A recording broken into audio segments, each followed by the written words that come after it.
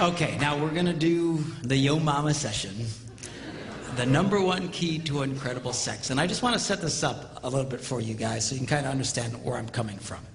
In addition to some of the things that I do, being a minister and a relationship speaker and a musician and whatever, I'm also a pilot.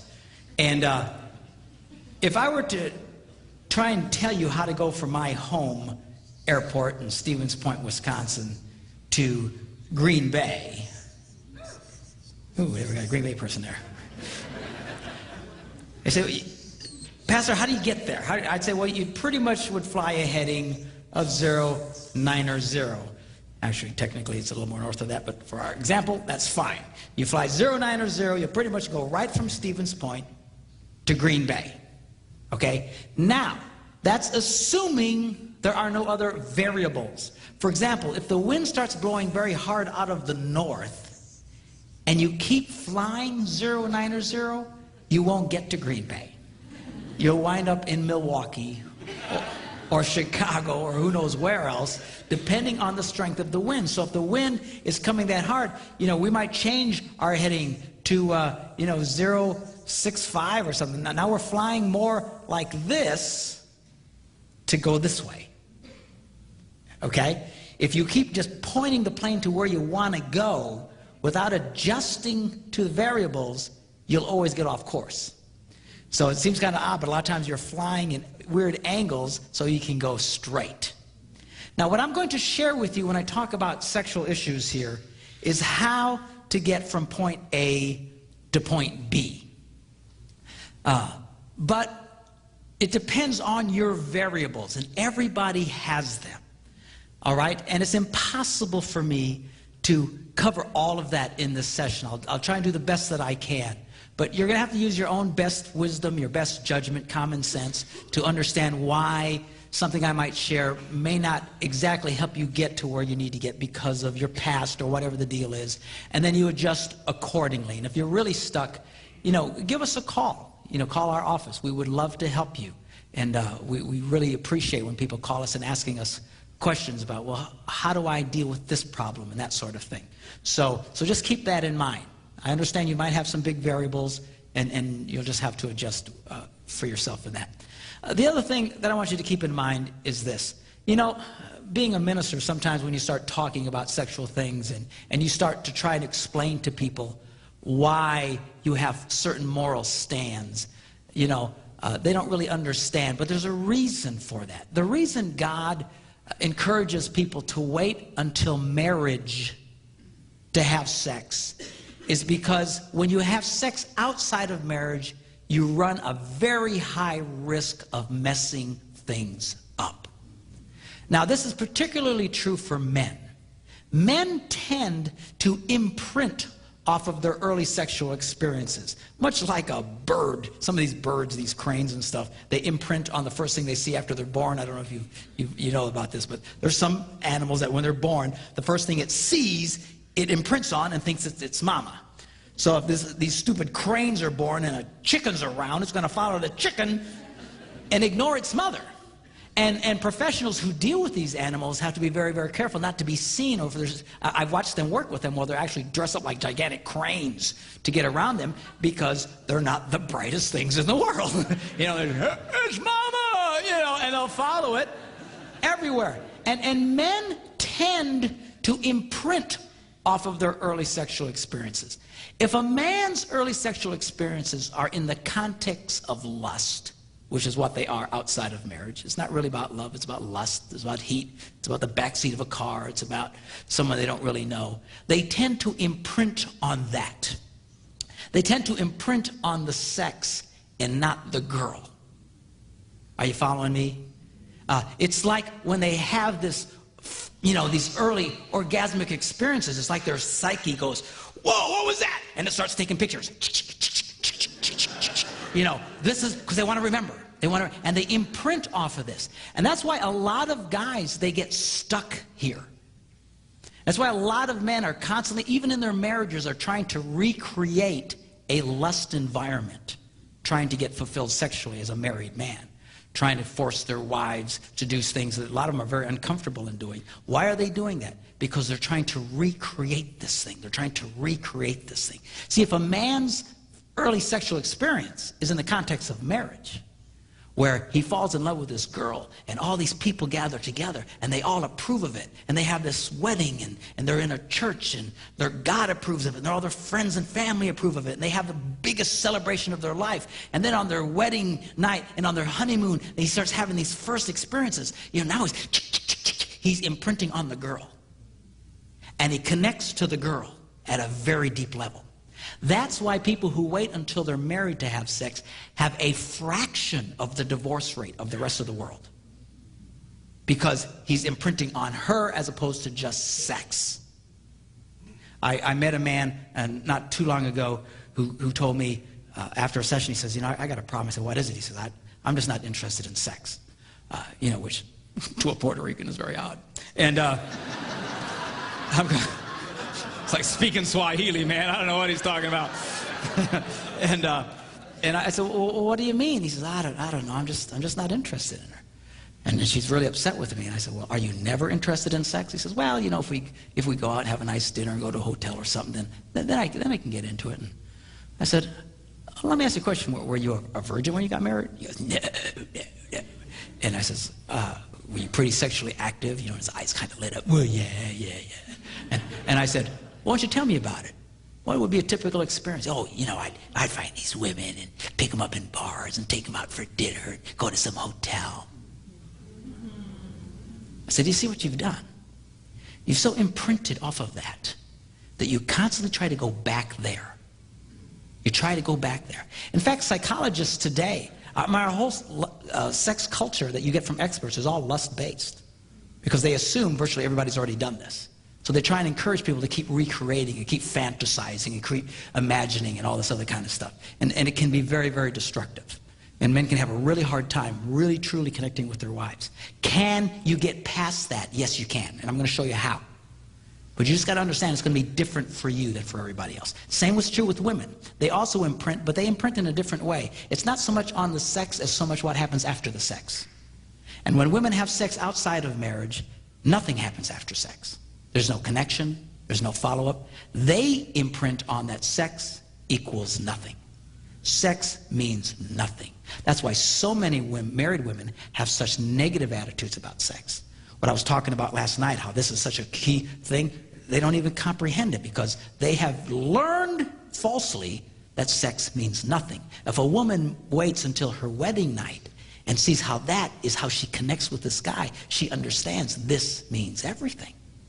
This is a key. This is a very fundamental thing.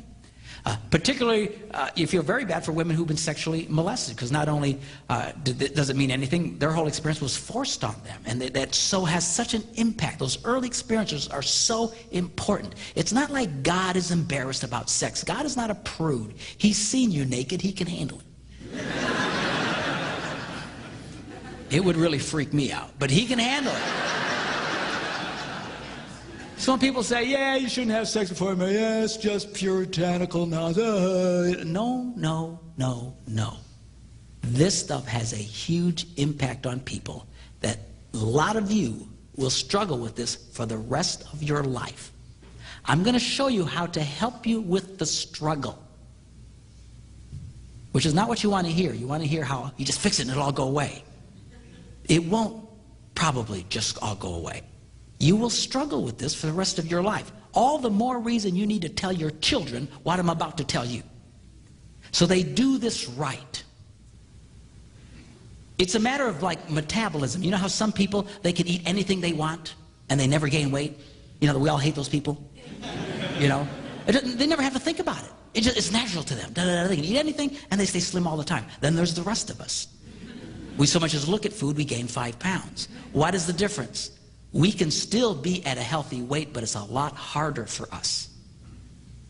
It's a lot more work for us, a lot more energy for us to get into a healthy place. What I'm talking to you about has to do with sexual metabolism. If you do this right in the beginning, those people have an automatic, natural, healthy metabolism. And they carry it with them throughout their whole lives. That's why these people usually stay married forever. These guys who get married 18 years old, like Debbie and I did, and die at 103, with just what, they have this healthy sexual metabolism because they didn't get all messed up. And everybody else struggles. That's not to say you cannot have a good sex life. You can. You can have a wonderful sex life. It's just for a lot of you, it's going to be more deliberate, and you're going to have to work at it a little bit harder than others. Are you following what I'm saying? I'm not trying to discourage you, but I'm not going to whitewash this to you. That's why you want to encourage your kids, wait. For the love of God, wait. And particularly for women, not only psychologically, they have now determined through research that women physically do not respond the same after they've had multiple sexual partners. Women typically, when they have sex, they release a chemical called oxytocin into their bloodstream. It gives them this buzz, and it helps them to connect emotionally. It's the same chemical that's released in a woman when she breastfeeds a little baby. And it helps her to connect. They call it the bonding chemical. They have measured that women who have multiple sexual partners, they start releasing less and less oxytocin. Just a physical thing. I mean, this is really dramatic for women. Physically, they can't even get the same buzz. It's not worth it. You can make it work. You can have a healthy sex life. I'm going to show you how to do it. But all the more reason you want to encourage your kids, wait. Do this right. Don't tell them sex is wrong. Sex is wrong. Man, I told my kids sex rocks. Man, sign me up, Jack. I like this. All right? But do it the right way. If you don't do it the right way, they can struggle. Some of you are struggling now. Some of you will struggle for the rest of your lives. You can get it right. Just your metabolism is going to be different. It'll take more energy, and that's okay. Are you hearing me? Don't get discouraged. You can still do it. It'll just be different than if you would have waited. I wish to God we'd all waited. I know we didn't. And it depends on the amount of damage. I mean, just because you had one or two, it doesn't not like you're seriously damaged. But some people who've really been into this stuff before they got married, you struggle. I know you really struggle with this stuff. And hopefully what I share with you in this session will really help you. Okay, y'all okay? You ready?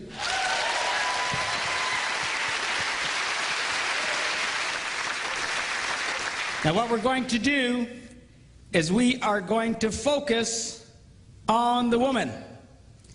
You say, why is that? Because she's a lot more complicated than you.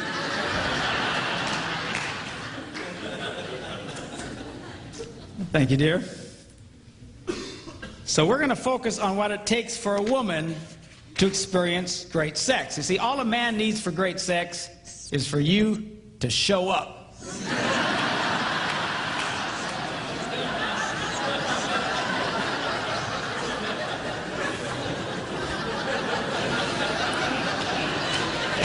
All we need is oxygen. Where is she? All right? All right, so guys are easy. Women are a little bit more complicated, and we're going to approach this. And again, keep in mind, I'm going to be dealing with this issue from a stereotypical standpoint that a man is more interested in sex than his wife. If you're the opposite, you just have to interpolate, and a lot of the same rules apply. All right? So anyway, so number 5. What does a girl need? Well, first, we're going to start with 5 and go up to the number 1 key to incredible sex. She needs romance. Looking at the Song of Solomon, he writes, "How delightful is your love, my bride. How much more pleasing is your love than wine, and the fragrance of your perfume than any spice." Here's a man who knew how to talk to a woman. He was romantic. Romantic. One of the things that really has me ticked off today with the whole porn thing, and there's lots of them that have me ticked off, but the fundamental one is that it has changed men today. It used to be that men were lovers of women, but this whole porn thing has turned so many men into self-centered pigs. It's not about making love to the woman, it's about being gratified. Why don't you do this to me? Why don't you do that? Hey, man, what do you do? Well, how do you get your head out of the toilet? All right? You want to have a great sex life? You've got to learn how to be a lover to the girl. You know, a lot of guys get mad because women aren't as turned on as they are automatically, or don't have as much desire as they have. Guys will say, well, my wife's not interested in sex. Sure she is. All women are interested in sex. All women have sexual desire, but it's different from you. Your job is to be a lover to her and awaken the sexual desire that is in her. All right? And a lot of guys, they don't want to do that. They just want to be lazy. I know, I are one.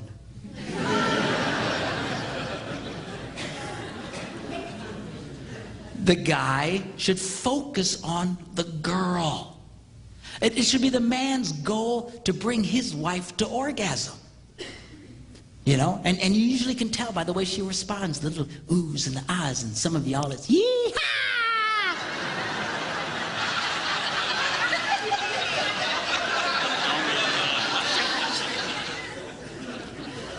Of course, a lot of women say, well, I'm so embarrassed. I couldn't do that. You know, and I say, girls, if your husband has to constantly ask you if you've been to the promised land, you ain't communicating.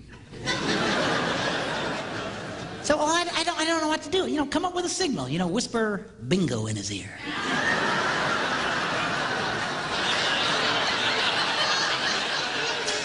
It makes for great code later. You can talk around the kids. They have no idea what you're talking about. Hey, baby, up for some bingo later? Yeah, I can do some bingo, you know. Your kids will say, man, you ever see mom and dad play bingo? What's with the bingo thing, you know?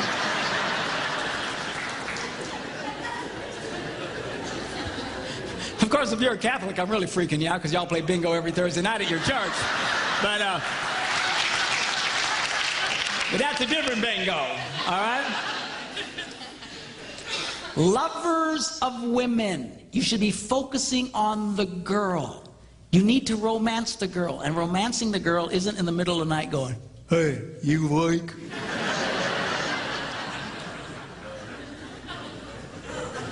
Say, well, I'm interested then. Well, you know, look, if your wife likes you waking her up in the dead of sleep, then go for it. I don't care.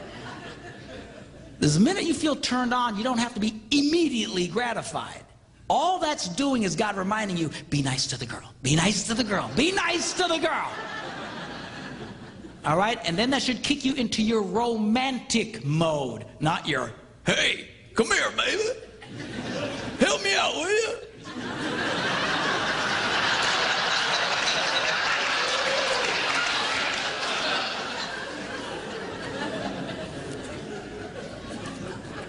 It is your job to be a lover to the girl. And I'll tell you what, this whole desire thing really has a lot of couples stressed out. Because we've always heard, you know, all of our lives, and all the books, and all the sex education, this is how it works. You know, desire leads to arousal, which leads to sex.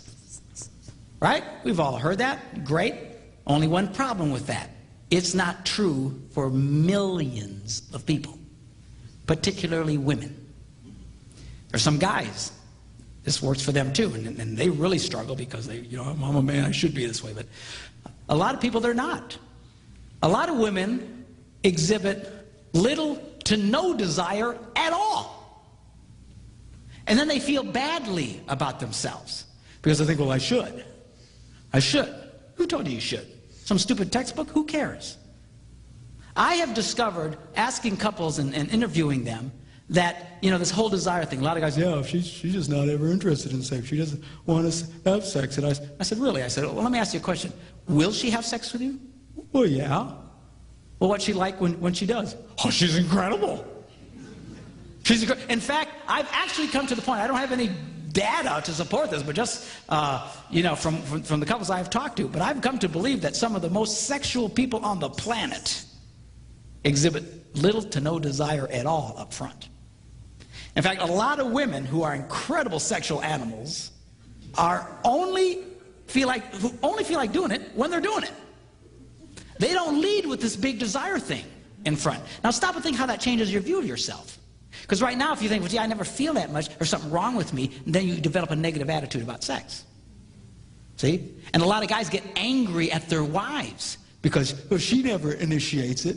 She never wants. Well, who cares? Who cares? I promise you, in my house, I am the initiator.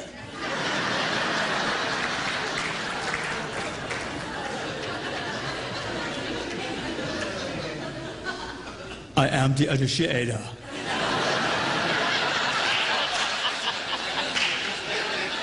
I will initiate, and then I'll be back.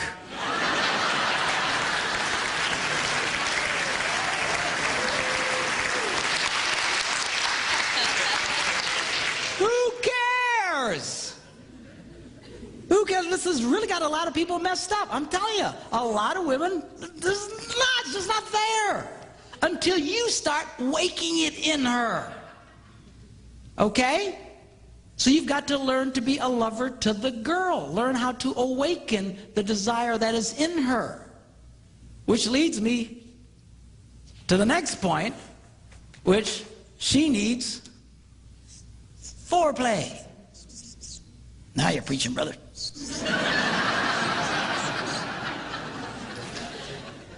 And let me say this to you. You know, a lot of guys' way of initiating sex is they'll ask their wife, you want to have sex? And the answer more often than not is, no.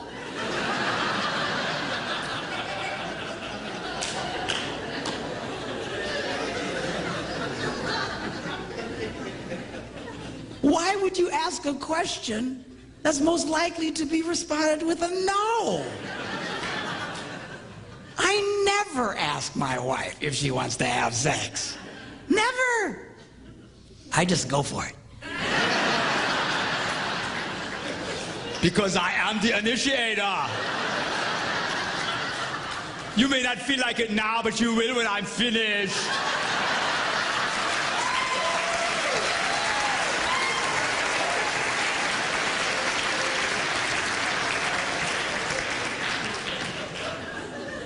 Man, if your idea of romance and foreplay is, you want to have sex? There's something wrong with you. Come on, rise up. Take your place. Now check this out, Song of Solomon. I love this. He writes, your stature is like that of the palm tree, and your breasts are like clusters of fruit. I said to myself, I will climb the palm tree. Now take hold of the fruit. Hallelujah!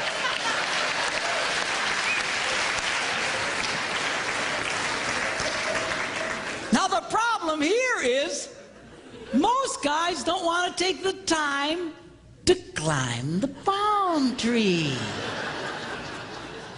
They just want to hop in a cherry picker and swing in and grab the coconuts. Hey, baby, come on. You want to have sex? You awake? Come on. Stop that. You've got to learn how to climb the palm tree. You got to learn how to touch the girl. How to romance the girl. And you need to be romantic. You got to mix it up. Don't be so puking predictable. A lot of you guys, the minute you touch her, she knows what's coming. Why does she act like that? Because you're so obvious. You're so predictable. Women are not interested in a formula. Men are by nature formulaic. You do this, you do that, you get that. You do this, you do that, you get that. All right? And she's not, you do that every time with her. She just, get away from me. You need to mix it up. Gotta learn how to climb the palm tree. You really want great foreplay? Turn it into a 24-hour deal. I call it slow roasting your woman.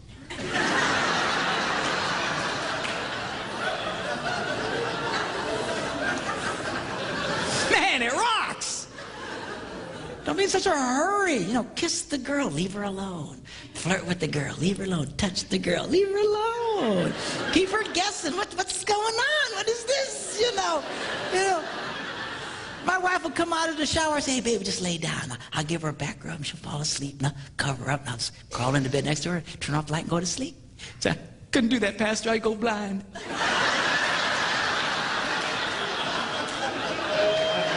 You won't go blind. You've got to learn how to climb it up on a tree. Take it a time. Don't worry about this desire thing. You see, I'm waiting for her to have all this desire on front. Stop. You're going to be a very old man before you have sex again.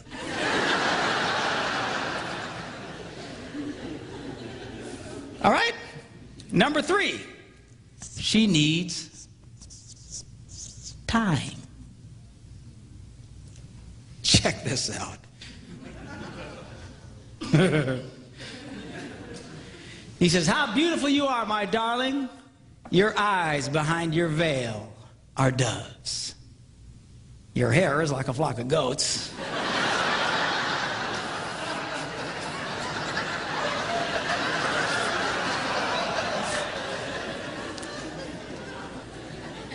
Not my choice of words, but apparently 4,000 years ago, this was hot talk.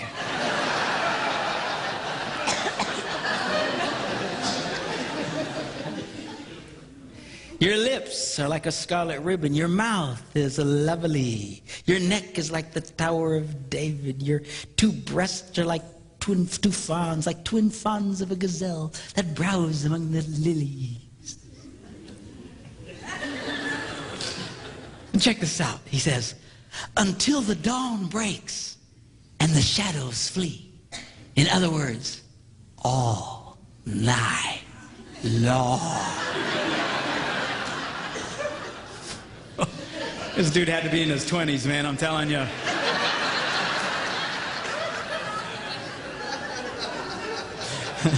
This Puerto Rican's way past all night long, I gotta tell you right now.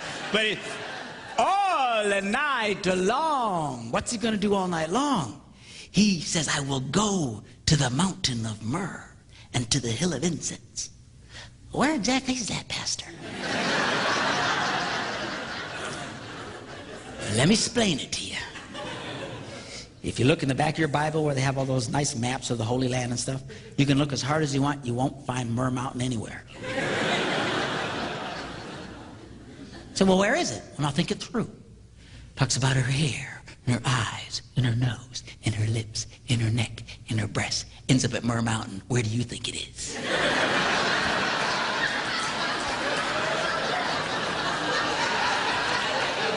That's in the Bible? Yes, it is. And the wild thing is he's there all night long. Which brings me to a very delicate subject. And for the love of God, don't raise your hands or point out anyone. But this is a problem for a lot of guys.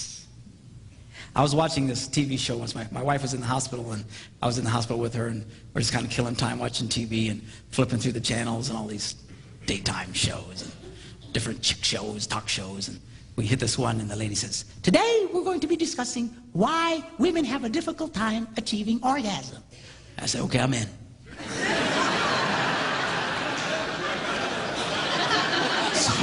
So I said, let's watch this one. I like this one. So they have these women, and they have these psychologists and these doctors, and they're all, what's wrong with us? What's wrong with us? You know, women, what's wrong with us? We stink, we stink, we stink. And then they would go to the commercials, and they would do these teasers where they would ask a question and then give potential answers, and then you had to wait until after the commercial to get the answer, right? It's a teaser, make you stick around. Well, about halfway through the show, they asked this one question. What is the average length of a man's sexual experience? A, 2 minutes, B, 10 minutes, C, 20 minutes. And it went to commercial. I looked at Debbie, and I said, you know what the answer is? She goes, no, what? I said, 2 minutes. She goes, oh, it is not. I said, you watch. Came back, and ding! 2 minutes. And then they went on. What's wrong with us? How can we have a hard time achieving orgasm? Hello, did you see the screen? Now do the math. If a woman needs anywhere from 7 to 14 minutes, and a boy's done in 2 minutes, you got yourself a math problem.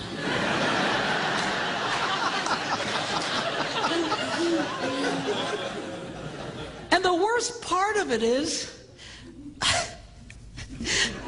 2 minutes is the average.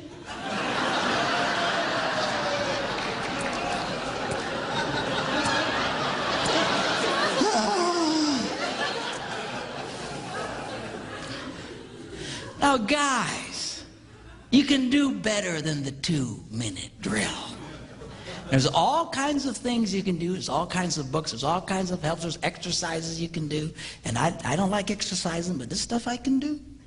You know, that where you can get past this 2-minute drill problem. Now, ladies, you have to understand the #1 element to enable a man to beat the 2-minute drill is regular, consistent sex. Yeah, that's what I'm talking about.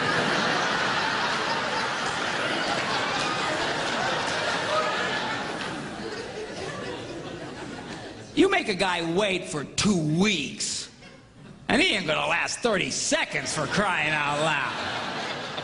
All right, you need to help this boy become a lover to you. You gotta help him get his stamina up, all right? But you gotta be focused on the girl. Now, if all you are is focused on yourself, a lot of guys, that's 2 minutes is more than enough time. It's all about them. Oh, get my release, okay, thanks. And then they wonder why she doesn't want to have sex later. Well, it's a drag for her. I know women who've been married their entire married lives who've never had an orgasm. Never. But who'd been married before and knew what an orgasm was. They knew what I was talking about. Come into my office, and I don't know. I said, well, let me ask you a question. Does he ever ring your bell? No. So have you ever had your bell rung? Yeah. So she knew what I was talking about. Been married before. So let me ask you a question. When he makes love to you, she goes, yeah. I said, 2 minutes or less. She goes, how'd you know? I mean, come on, guys. We can do better than the 2-minute drill. All right? #2, she needs privacy.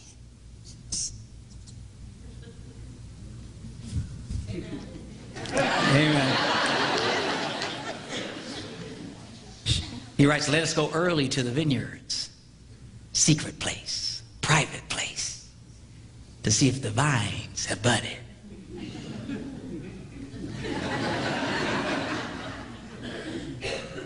If their blossoms have opened, if the pomegranates are in bloom. People sure are into gardening. And there he says, I will give you my love. It's going to be very difficult for a woman to feel very sexual or turned on if she doesn't feel that her lovemaking to you is safe and private. All right? Which means chances are, if you have dinner guests waiting in the next room, she won't be very interested. To a lot of guys, we'd have no problem with that.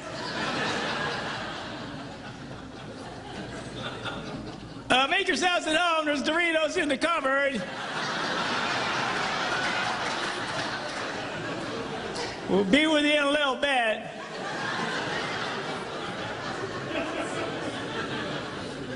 About 2 minutes, I'd say.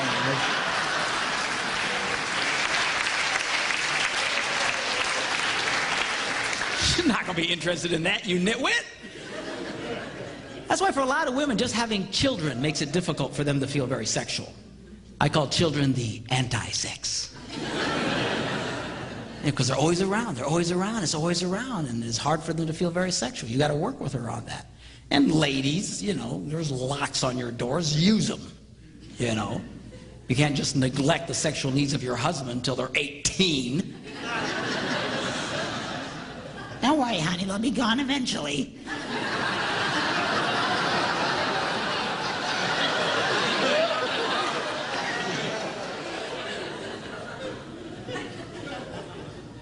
Everything changes with children. You know, you're not the same anymore. Women, guys have to understand that physically they're different, emotionally they're different, everything's changed. Those beautiful, seductive breasts are suddenly transformed from erogenous zones into public utilities.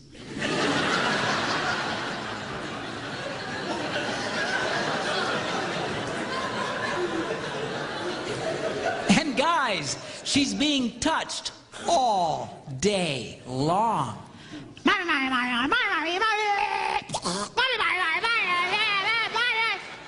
and then you come home.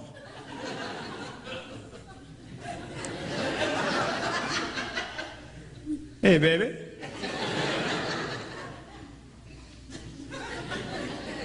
Touch me and die.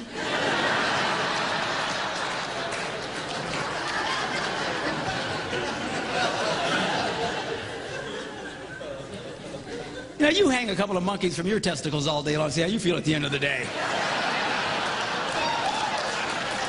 I'm good.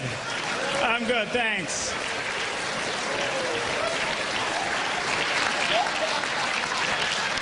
I'm okay, thank you. Thanks for asking. I'm good. I'm good.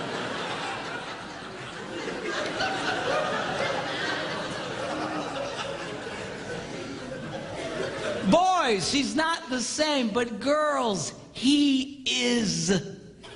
Ain't nothing happened to him. He's still the same wild man you married. And a lot of couples, they really mess up at this point in their marriages. That's why a lot of marriages only make it to about the 5 to 7 year mark. Just long enough for the rugrats to come in, upset the apple cart, and you fail to make the proper adjustments. And it destroys the relationship. Ladies, you cannot get so engrossed in being mommies that you forget about the sexual needs of your husband. So, but Johnny needs me, Johnny needs me. I'll tell you what Johnny needs. He needs a father. And if you keep it up, he's not going to have one. It's not worth it. And girls, you have to be really careful about rejecting your husband sexually. I don't know if you're aware of this, but for most men, as few as 3 or 4 rejections in a row, and he'll begin to shut down sexually. If you have a husband who argues with you about sex, consider yourself blessed by God. Because at least you keep it on the front table. But a lot of guys, they just shut down. I have women in conferences like this who come up to me, tears running down their faces, saying, I did that to my husband, now he won't touch me. It's not worth it.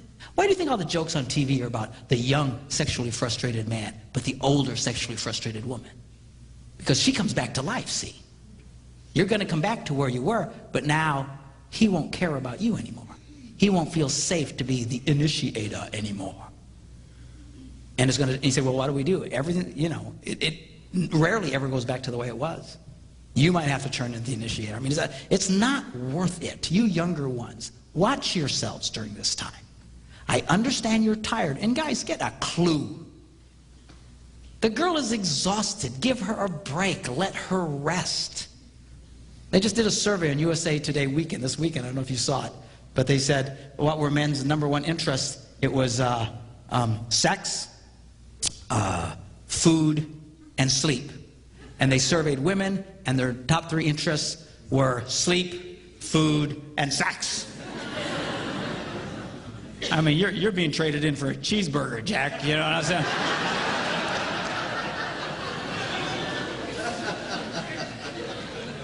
Help the girl. Let her rest. Give her a break. You want her to be a lover to you? Let her take a nap. You take the little rugrats for a while. Let them peel your brain apart.